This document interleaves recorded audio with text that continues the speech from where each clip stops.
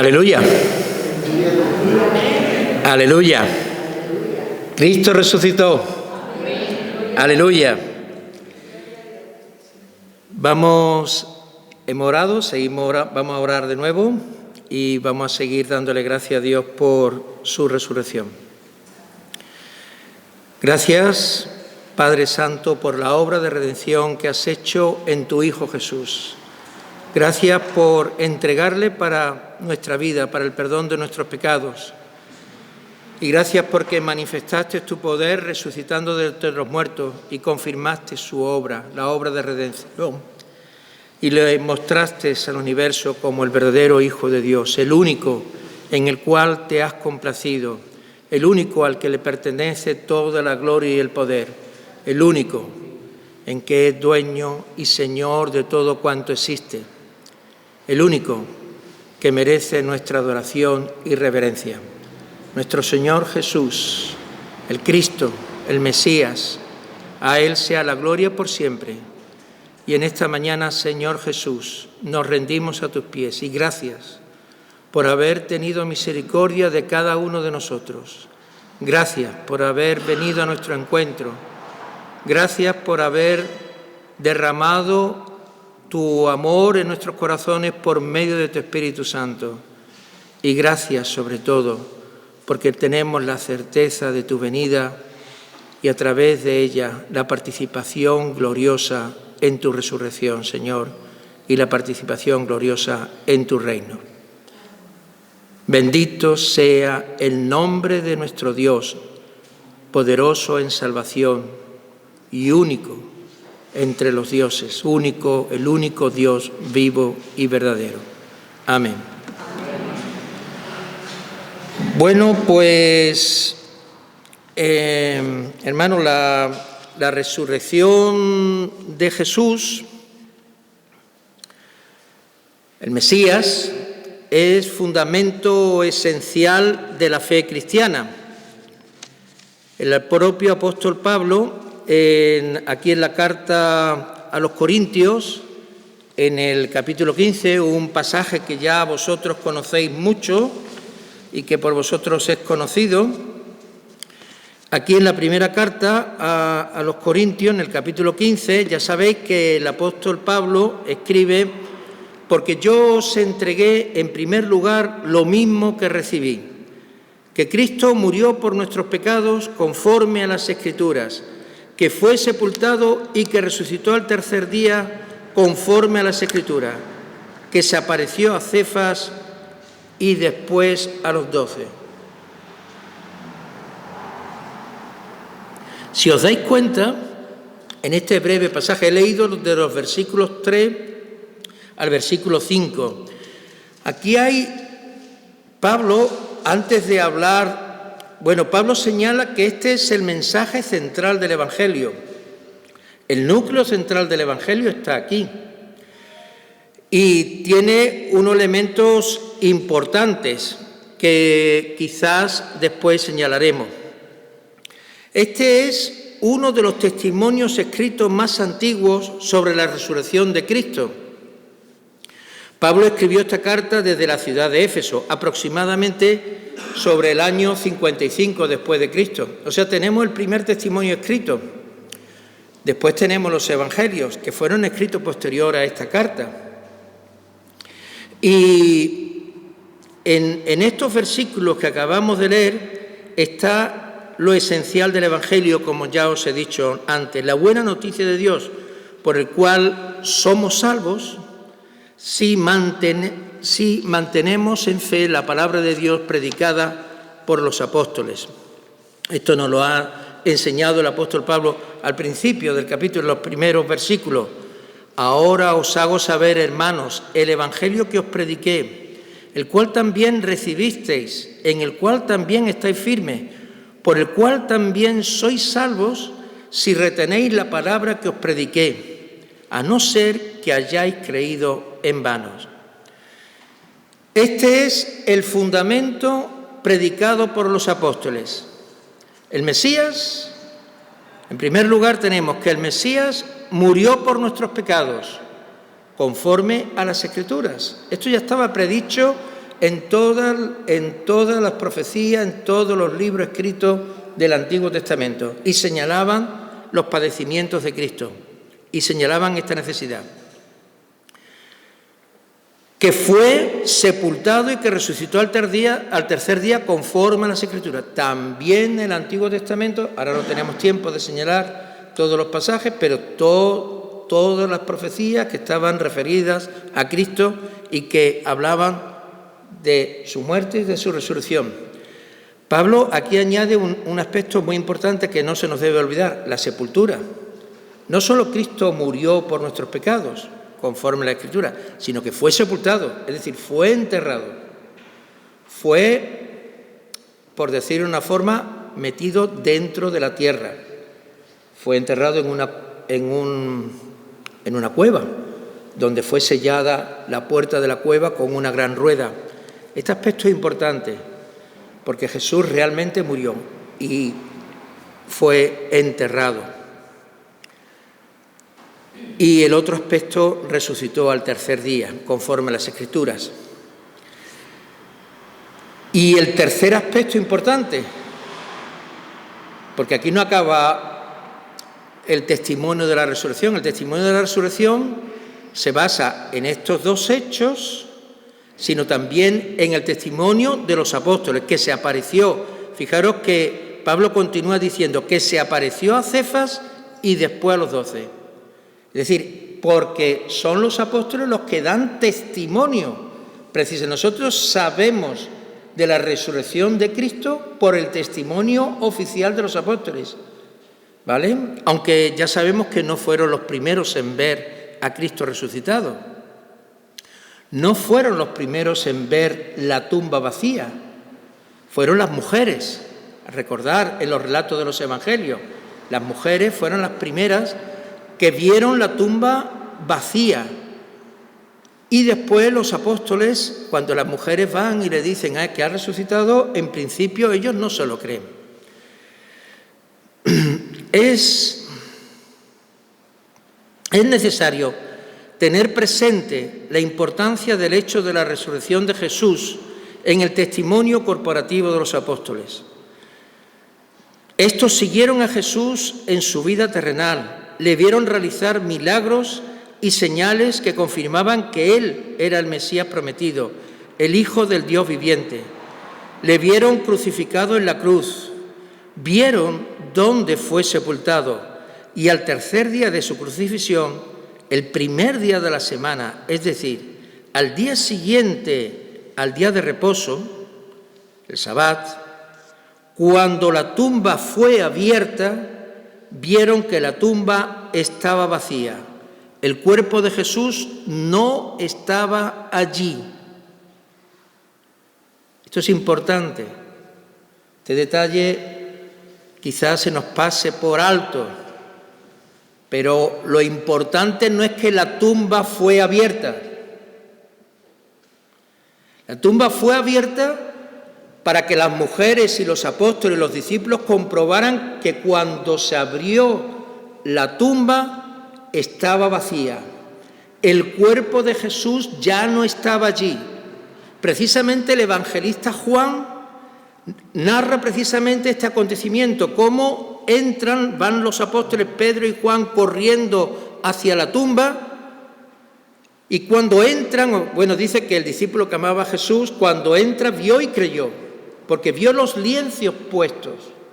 Es decir, vieron cómo los lienzos estaban colocados seguían como envolviendo a un cuerpo que ya no existía.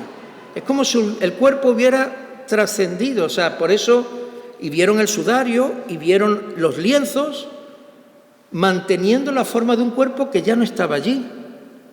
O sea que los lienzos ni siquiera fueron rotos, no fueron desligados, y allí estaban, y quedaron dando testimonio de que esos lienzos envolvieron un cuerpo que ya no estaba.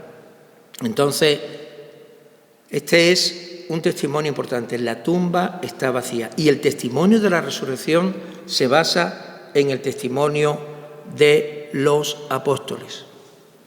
Algunos dudaron Las mujeres fueron las primeras en verle resucitado.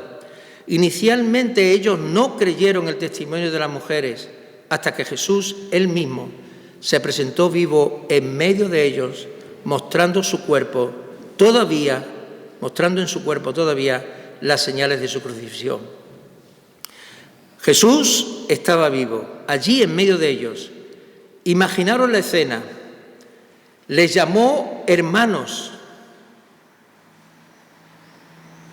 No les reprochó, vosotros imaginaros. Ellos hasta ahora habían visto la tumba vacía y estaban allí temerosos, esperando a ver qué iba a ocurrir. Con cierta incredulidad, aunque algunos creyeron. Y las mujeres dieron testimonio de que habían visto a Jesús. Y ellos estaban allí. Y lo que menos se esperaban, las puertas estaban cerradas, donde estaban ellos reunidos, el aposento alto, el mismo lugar donde habían estado varias noches anteriormente cenando con Jesús, cuando Jesús les recordaba que él iba a ser entregado, cuando Pedro prometió que estaba dispuesto a dar la vida por él, que le seguiría hasta donde fuera. Y de pronto aparece Jesús allí en medio de ellos. ¿Cómo creéis que se sintieron? Esa mezcla de dudas, de temores, y de pronto allí Jesús. ¿Tendrían temor de que les llamara la atención por su incompetencia, por su incredulidad, por su torpeza? Pues no. Jesús no les reprochó su incredulidad. No les reprochó su abandono.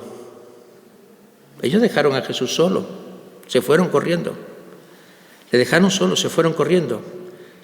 Estaban temerosos, encerrados en el aposento alto por temor a las autoridades judías. A ellos, a los apóstoles, les fue encargado que dieran testimonio oficial de la resurrección de Jesús. Ellos sellaron su testimonio dando gloria a Dios con persecuciones, encarcelamientos y muerte. Todos de esta manera dieron testimonio de la verdad del Evangelio. Daros cuenta que no solamente los apóstoles, los 12, sino otros también hermanos a los que se apareció y que fueron incluidos dentro de los apóstoles, porque los apóstoles no fueron los 12 solamente, hubo otros. Precisamente aquí el apóstol Pablo hace referencia a esto. En el versículo 6 dice: luego se apareció a más de 500 hermanos a la vez.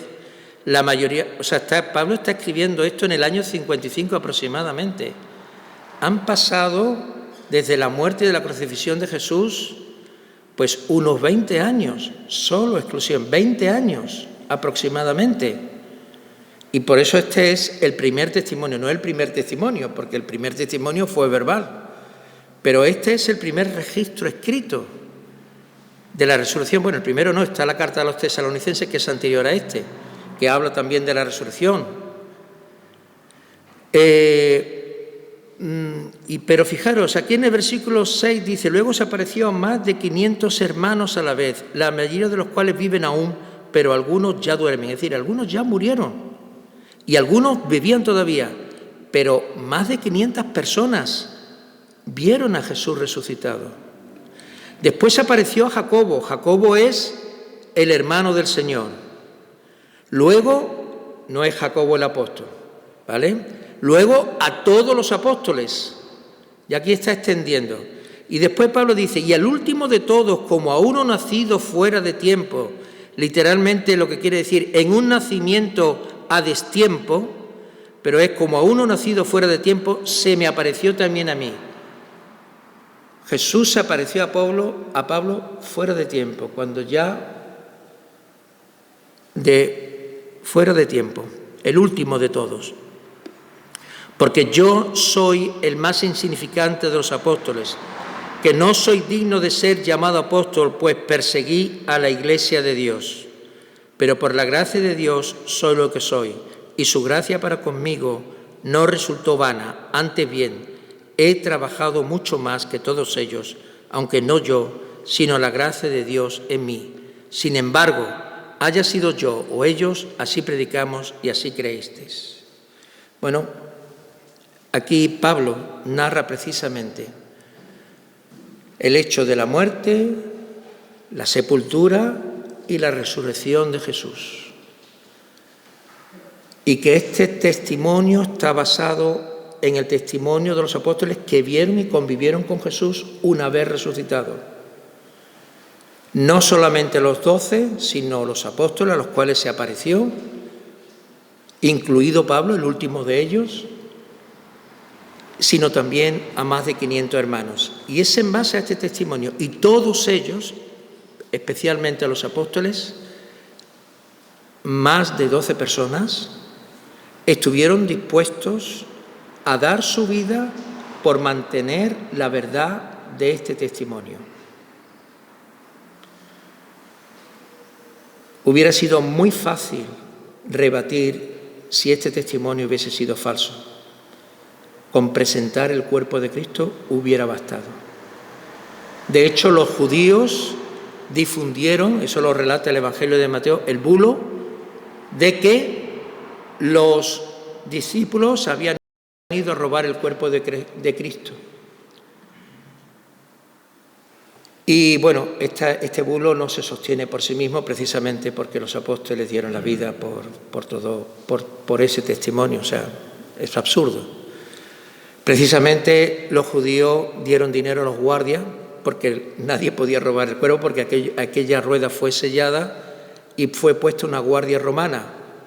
El no guardar la sepultura conllevaba la muerte.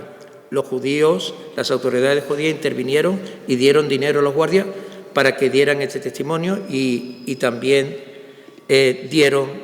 hablaron con el gobernador romano para que no fueran ejecutados. Bueno, fueron protegidos en el templo, en la guardia del templo, estos soldados romanos. Bueno, hubiera sido muy fácil demostrar que Jesús no resucitó simplemente presentando el cuerpo. Nadie pudo presentar porque la tumba no lo pudo retener.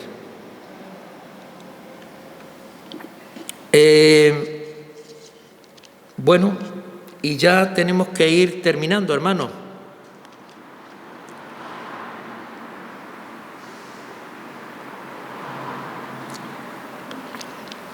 Para terminar, deciros simplemente que la resurrección es fundamento de nuestra fe. Sin la resurrección, nuestra fe es vana. Como dice Pablo en el versículo 17 de esta misma carta, y si Cristo no ha resucitado, vuestra fe es falsa, todavía estáis en vuestros pecados. Si hemos esperado en Cristo para esta vida solamente, somos de todos los hombres los más dignos de lástima. Esto lo dice Pablo también más adelante, en el versículo 19. Efectivamente, si Cristo no resucitó, nuestra fe es falsa, es vana, es sin valor, porque estaríamos adorando a una persona que muere en una cruz, en el suplicio más diseñado especialmente para ocasionar el mayor dolor y suplicio que una persona, el más indigno, la forma más indigna de morir de un ser humano, muere desnudo, o sea, la persona es desnudada totalmente. Son fuertes dolores, aparte de todos los latigazos que recibió Jesús antes de la crucifixión. Es una muerte indigna. Si Jesús no hubiera resucitado, estaríamos adorando a un Dios fracasado, un Dios que no fue capaz precisamente de confirmar las promesas ni la autoridad de Cristo. Entonces la resurrección lo que nos hace es confirmar precisamente que Jesús es el Cristo, el Hijo de Dios. Esto lo dice Pablo en la carta a los romanos. Ya no quiero señalar más versículos porque tenemos que ir terminando. Pero la resurrección confirma que Dios aceptó el sacrificio de Cristo Aceptó su ofrenda, su redención, y lo colmó de gloria. La resurrección también nos declara que efectivamente Jesús es el Hijo de Dios viviente. La resurrección nos da la esperanza para los creyentes de que nosotros también un día resucitaremos cuando Cristo venga.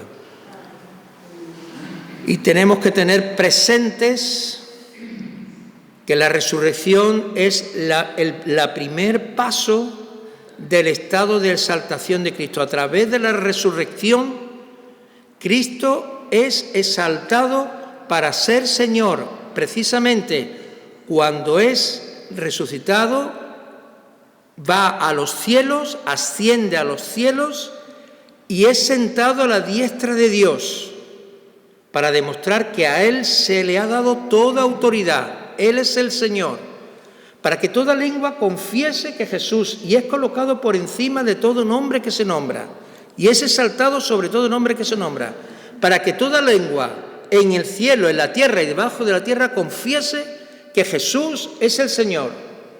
El texto no dice que confesará, porque esto lo tenemos como un futurible. Efectivamente, habrá un futuro donde quede manifestado el reinado de Cristo en gloria.